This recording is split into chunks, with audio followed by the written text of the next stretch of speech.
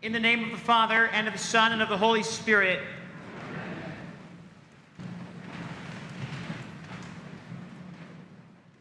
Too much and not enough. That's what's happening in today's gospel.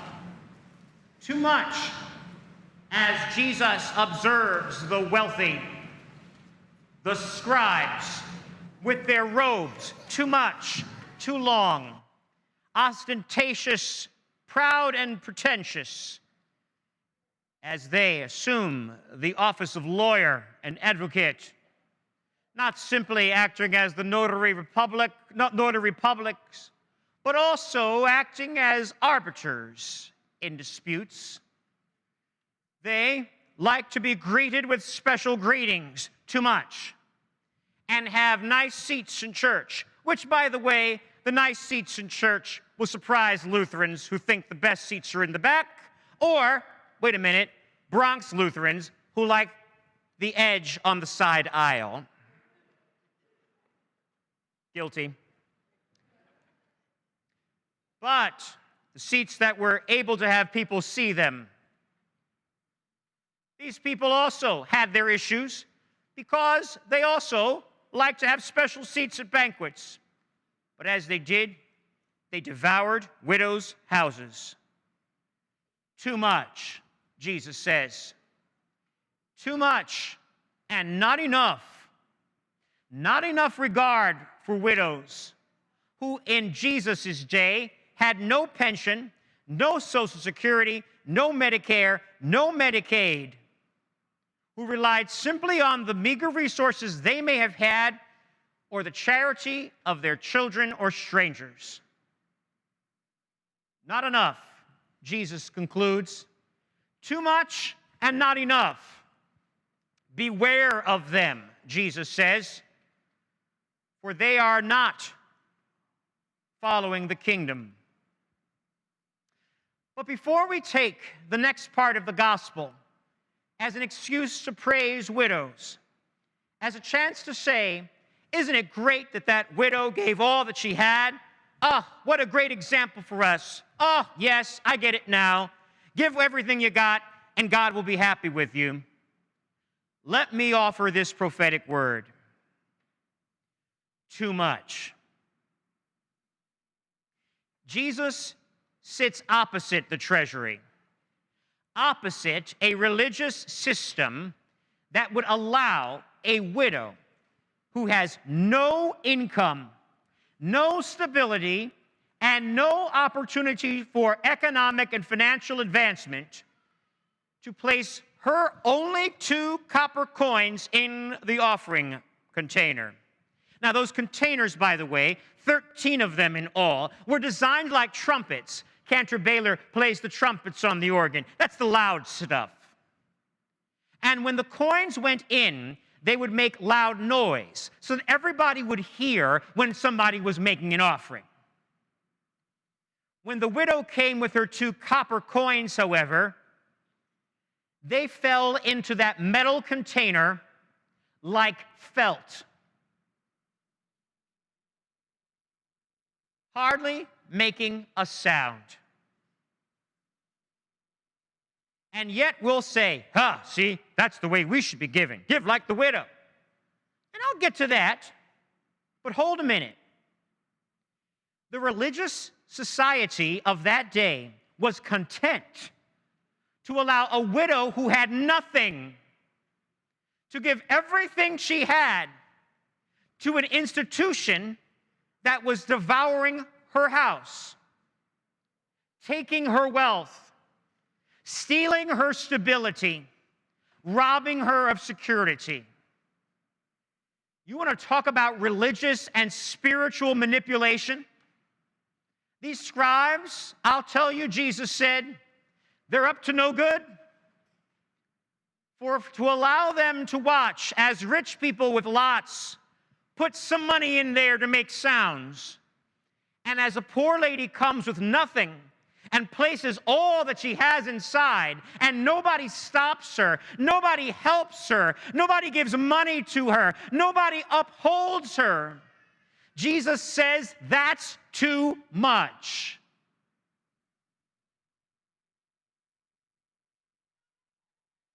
I know we're apt to make her out to be a hero. But understand something. In Mark, Jesus does not praise this widow. He praises the woman who breaks open the alabaster jar and anoints his feet. He praises the faith of people who believe and see the promise.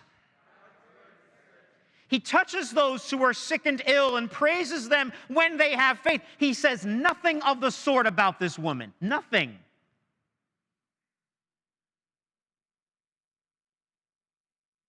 Is it because he doesn't think her offering's any good? Of course he loves her offering, and of course he loves her.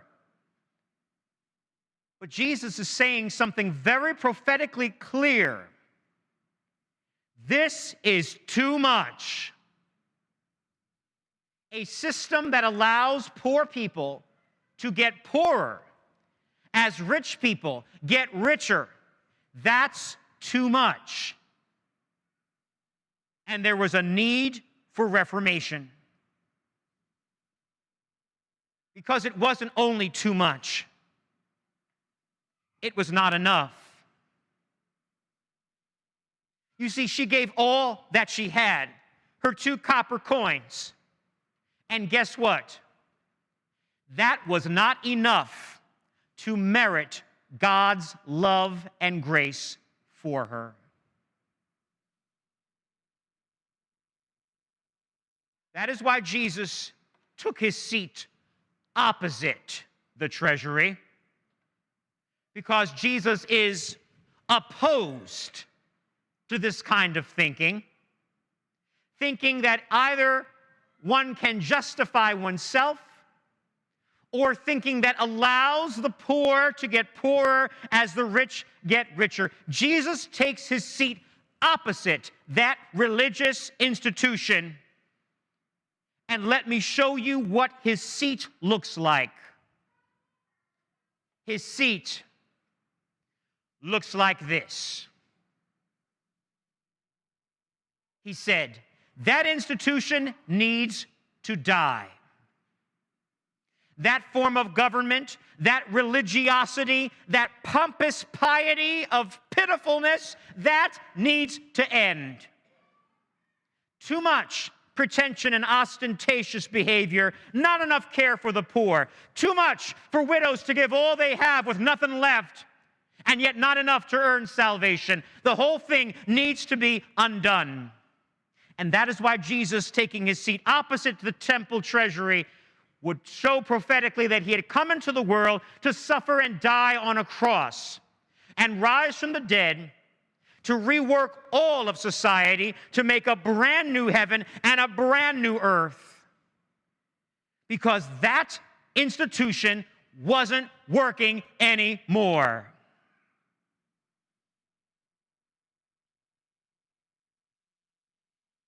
It is in this prophetic critique that we begin to understand that maybe both incidences, the buildup by the scribes and the behavior of people watching a widow, all show how reformation is needed and how Jesus doesn't have any word of praise for her.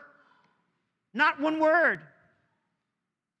But maybe, like the others in Mark, who in their attempts to be obedient to the law, Jesus can conclude she's not far from the kingdom, but she hasn't earned it or attained it.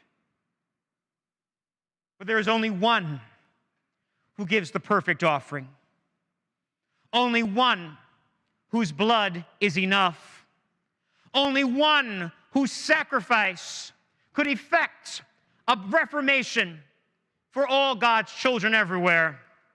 Only one person could bring a new heaven and a new earth. And that one's name is Jesus. It's not about championing people giving up all their money to some dude on television who says, buy 3 of these handkerchiefs and wave them in front of the television set, poor people. It's not about stupid manipulation or womanipulation that allows people to believe for a moment that their works gain their salvation.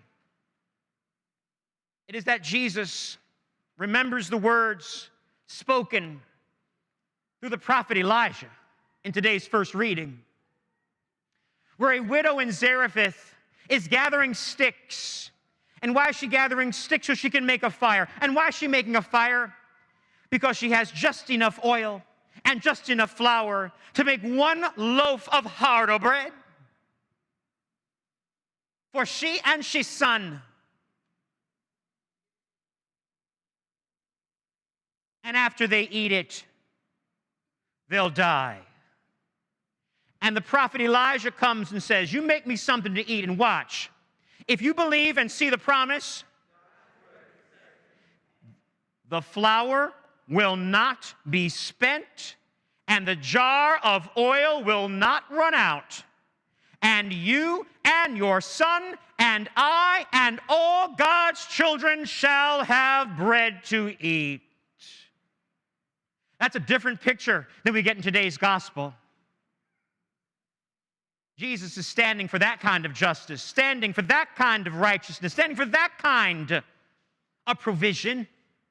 And as he is, Jesus is clearly saying that the temple structure of his day needed to go away.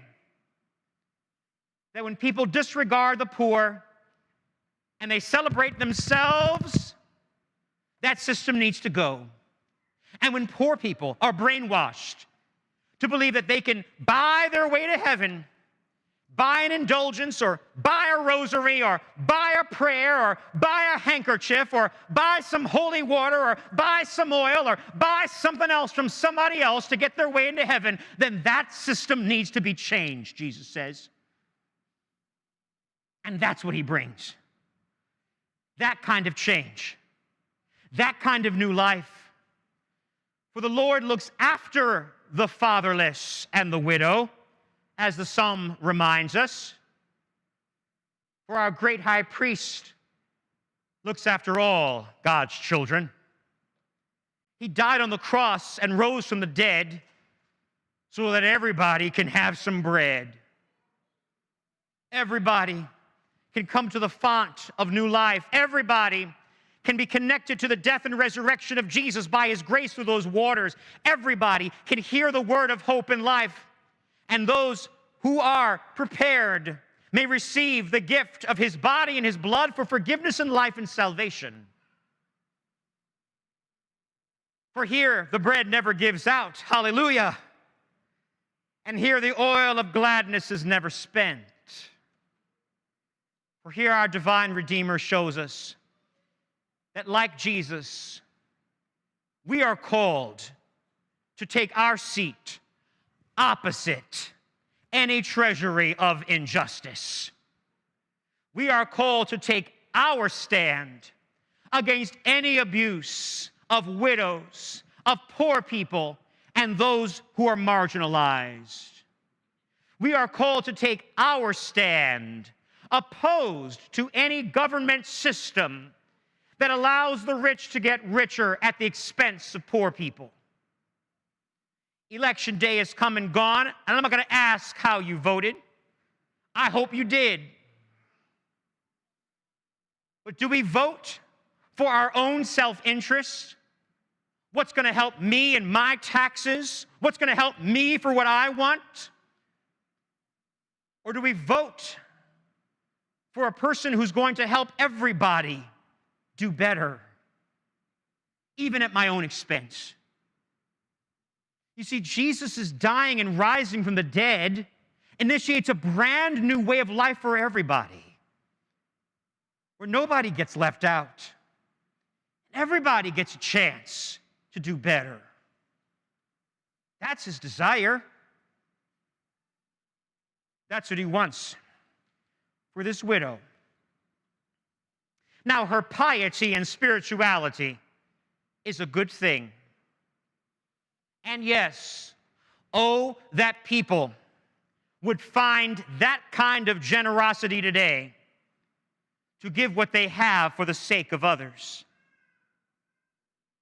But my friends, today in the gospel, we have a picture of the rich scribes in long, fancy robes and the poor widow Chances are, we're all in between that. And if we are, then we have enough to be able to give so that others may have bread. And we don't need to wear long, fancy outfits and have people greet us when we arrive and bend over backwards for us, when in reality, as the forgiving challenge reminds us, we are all sinners who have fallen short of the glory of God. And when it comes down to it, none of us deserve to be here anyway. We're here because of a handout. The handout of Jesus on a cross, who took our sin away from us and brings forgiveness, life, and hope to each of us.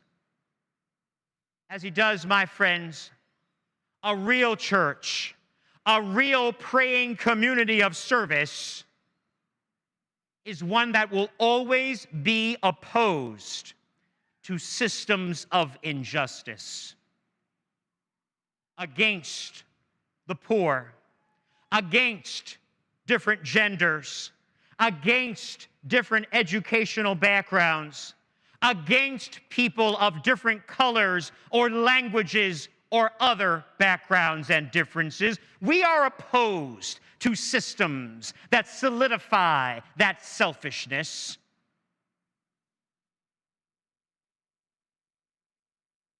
Because we believe and see the promise. We believe and see the promise that there is only one blessed assurance, and that's that Jesus is mine.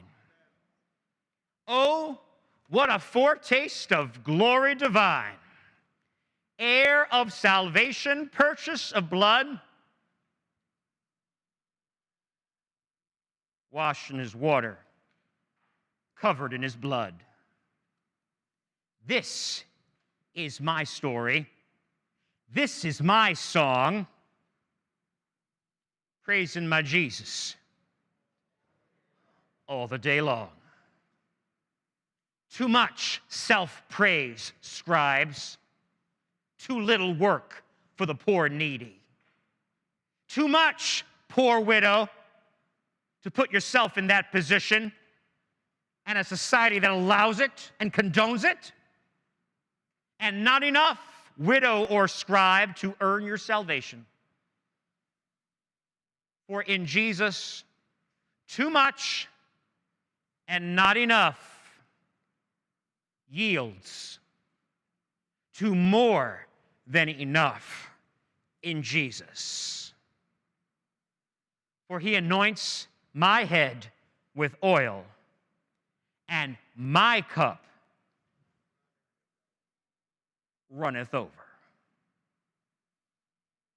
Our cup runs over, sisters and brothers in Jesus, because the Lord of all hopefulness and the Lord of all calm has chosen to love us and gift us with his gifts. Let us never stand for injustice.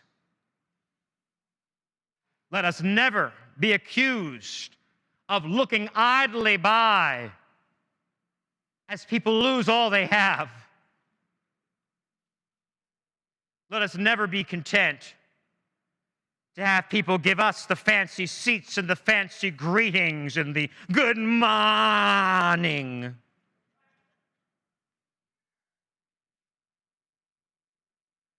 Let us instead rejoice that day by day I know that you are with me, here to comfort me, here to show me the way. Praying community of service. Jesus looked at a system and society and said it needs to go. Thank God he did. As we look to the day when he returns and we see it, Let's taste this foretaste of glory divine now. And let us take our stands against injustice, champion the poor, correct the wealthy and rich, and proclaim to the world, believe and see the promise.